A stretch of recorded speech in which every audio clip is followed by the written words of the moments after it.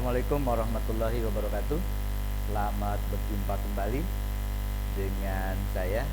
Pada kesempatan ini kita akan melanjutkan pembahasan materi yang ada di KD 10 tentang pembuatan laporan keuangan usaha. Di pertemuan sebelumnya kita pernah bahas tentang pembuatan laporan keuangan sampai dengan pembuatan jurnal. Pada kesempatan ini kita akan lanjutkan pelaporan keuangan ini dari jurnal ke pembuatan buku besar dan neraca saldo. Mudah-mudahan waktu kita cukup. Kalau bisa mungkin sampai dengan laporan keuangan, yaitu laporan perubahan modal dan laporan rugi laba perusahaan. Baik, untuk selanjutnya kita akan coba bahas mulai ini adalah bentuk transaksi. Kita coba transaksinya dari mulai bulan Oktober. Usaha ini dimulai. Kita membuat pelaporan dari mulai bulan Oktober. Kemudian di sini ada bulan November, ya. Kemudian juga ada bulan Desember. Nah, ada 3 bulan transaksi akan kita buatkan laporan keuangannya. Ini adalah rumus dasar dari pemahaman siklus akuntansi yang di pertemuan awal pernah saya bahas bahwa dalam membuat laporan keuangan dengan metode siklus akuntansi, Anda perlu memahami betul tentang rumus-rumus ini. Ini adalah sebuah jurnal umum yang minggu lalu di pertemuan pertama pernah kita bahas dari bulan Oktober, kemudian November dan Desember. Nah, dari sini semua akan kita buat ke buku besar, ya.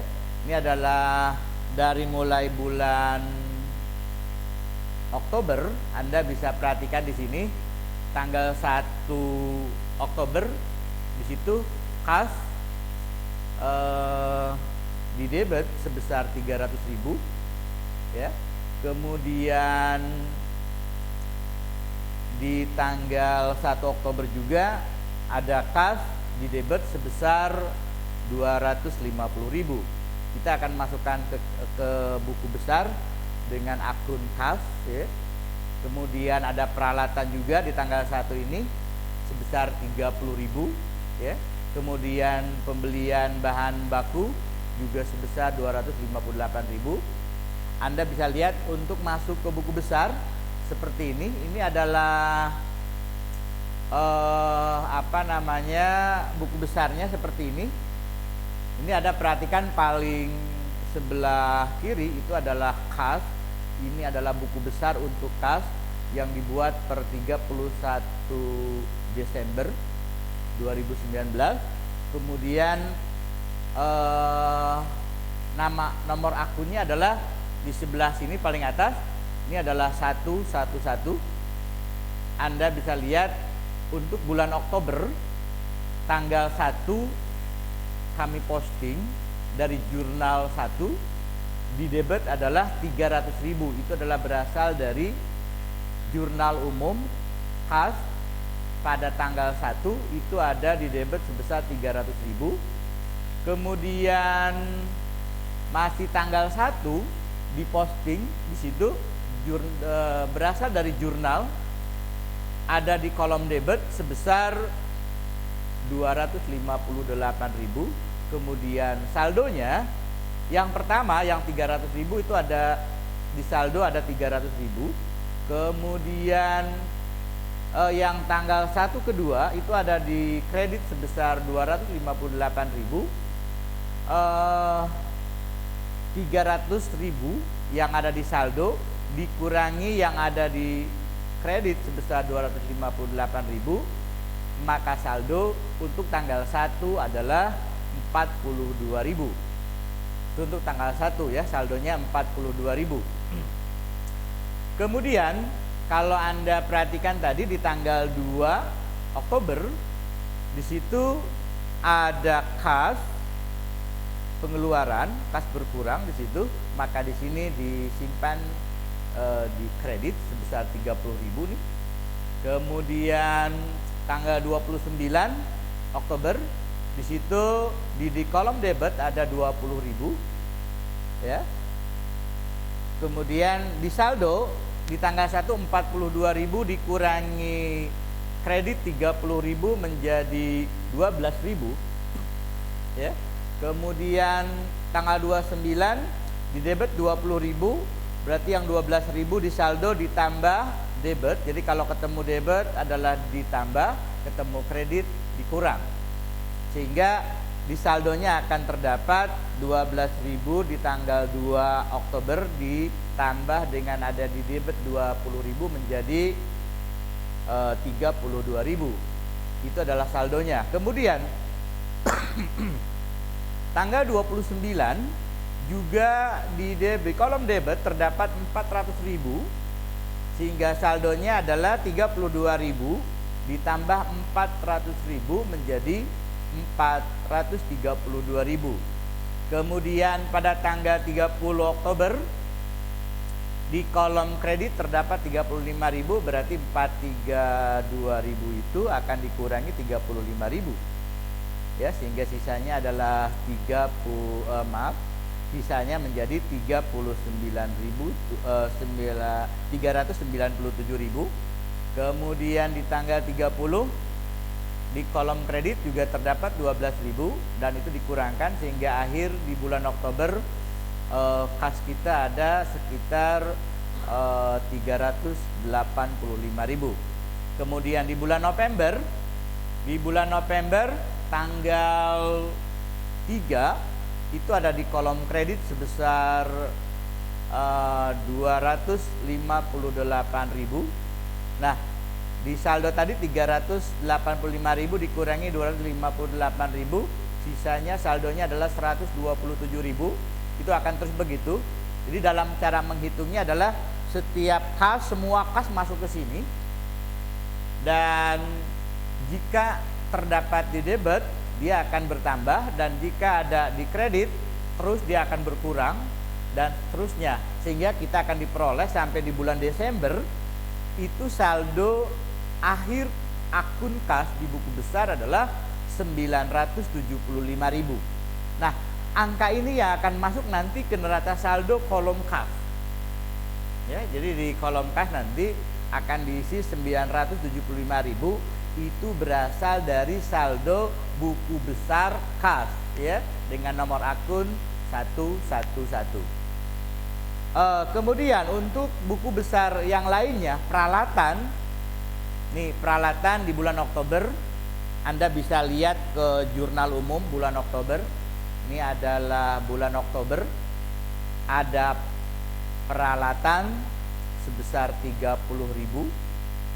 ada di debit. Kemudian apalagi di sini ada peralatan lagi di tanggal 3 300.000 di kolom debit. Kemudian itu di bulan Oktober. Kita lihat buku besarnya untuk kolom peralatan. Tanggal 1 Oktober itu kita posting di debit 30.000. Tanggal 3 Oktober ada di kolom debit 300.000, sehingga saldo akhir adalah ditambahkan 30.000 ditambah 300.000 menjadi 330.000. Itu adalah kolom peralatan. Kemudian perlengkapan pun juga sama. Anda bisa lihat tadi di jurnal umum perlengkapannya ada berapa. Ternyata ada di tanggal 2 dan di tanggal 3. Jumlahnya adalah tanggal 2 30.000, kemudian tanggal 3 juga 30.000 di kolom debit, berarti di jumlah, sehingga saldonya adalah 60.000 yang akan masuk nanti ke neraca saldo. Begitu juga piutang. Piutang di bulan Oktober tanggal 5 ada berapa? Di debit ada 20.000, kemudian tanggal 29, di tanggal 29 kalau Anda perhatikan nih, itu ada 20.000 tapi ada di kredit. Berarti itu dikurangi, begitu kan? Sehingga saldonya adalah 0. Kemudian di tanggal 1 November itu ada di kolom debit sebesar 10.000. Kemudian di tanggal 2 November ada di kolom kredit nilainya adalah 10.000, sehingga saldo untuk piutang itu adalah 0. Ya, jadi Anda bisa perhatikan untuk buku besarnya. Jadi ini datanya berasal dari jurnal umum yang kalian buat minggu atau di pertemuan sebelumnya. Baik, untuk hutang dagang pun sama di sini. Yang ada hutang dagang hanya ada di tanggal 3 Oktober di jurnal. Hasilnya adalah di kredit 300.000, saldonya 300.000. Kemudian piutang bank di situ yang ada di bulan November tanggal 12 kita posting. Kemudian disimpan di kredit, saldonya juga ada di situ 300.000. Kemudian modal juga di tanggal 1 Oktober kita terima modal 330.000, saldonya 330.000. Kemudian penjualan di bulan Oktober tanggal 5 kita mendapatkan pendapatan atau hasil penjualan, kita simpan di kredit, saldonya kredit, ya. Untuk jenis penjualan ini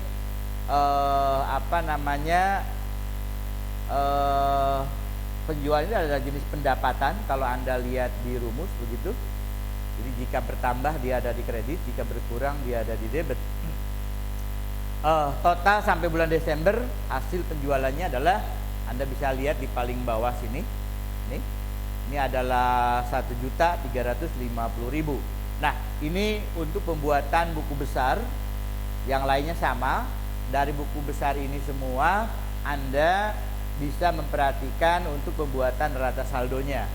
Nah, neraca saldo yang Anda lihat di paling atas ini ada kas, jumlahnya 975.000. Itu angka berasal dari buku besar yang saldo akhirnya yaitu 975.000.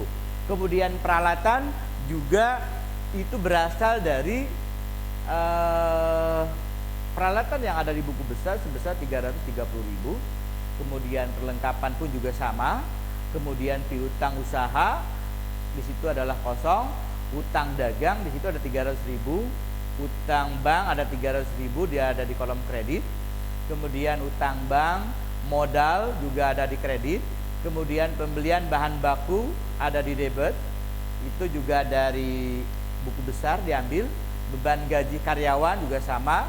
Beban listrik dan air itu ada di debit semua. Kemudian kita totalkan kolom debit dan kredit ini, di bawah nilainya harus sama, balance, berarti itu benar. Jadi kalau ternyata hasilnya adalah tidak sama, Anda harus cross check lagi ke atas di mana letak kekurangan atau kesalahan-kesalahannya. Jadi Anda perlu mencermati dengan baik cara pembuatan neraca saldo ini. Nah, dari neraca saldo Anda bisa nanti dilanjutkan ke pembuatan ayat jurnal penyesuaian.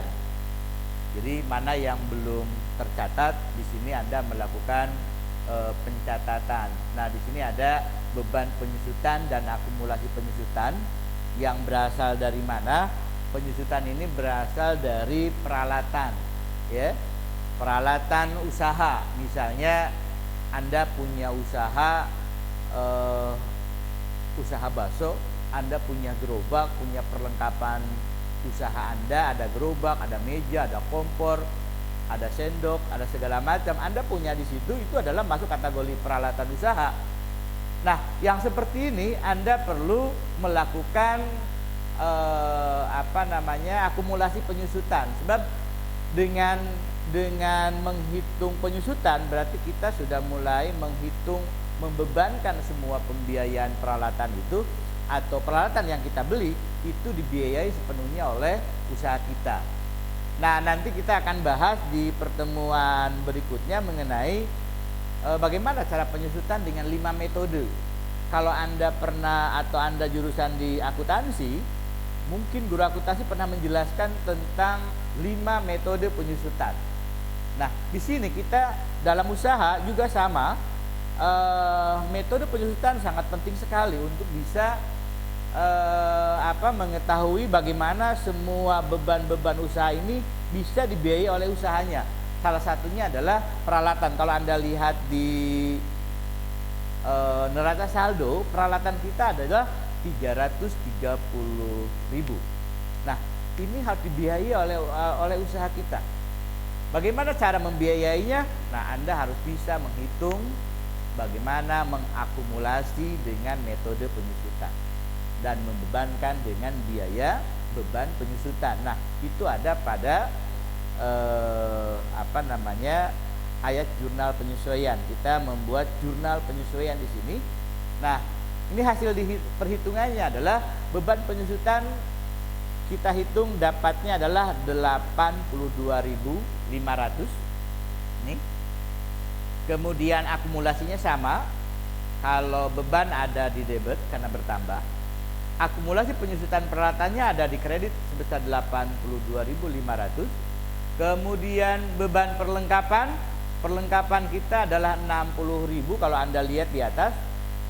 Yang terpakai adalah 50.000, sehingga di sini beban perlengkapan tersisa adalah 10.000.